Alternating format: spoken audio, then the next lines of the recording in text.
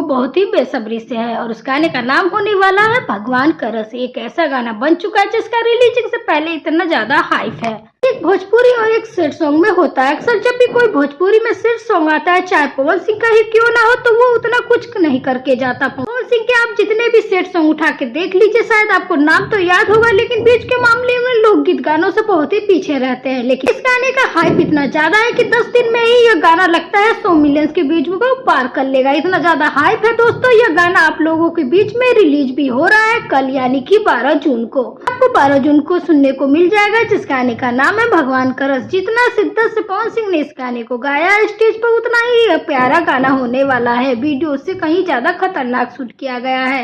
हमें एक अलग ही लुक में पवन सिंह नजर आ रहे हैं। हमें पवन सिंह के साथ में 2 एक्ट्रेस नजर आने वाली है, जिनका नाम है डोली चावला और मुस्कान सिंह। का मोशन पोस्टर आ चुका है और यह गाना आपको कल यानी कि 12 तारीख को 6:30 बजे मीरा म्यूजिक के ऑफिशियल चैनल पर सुनने को मिल जाएगा।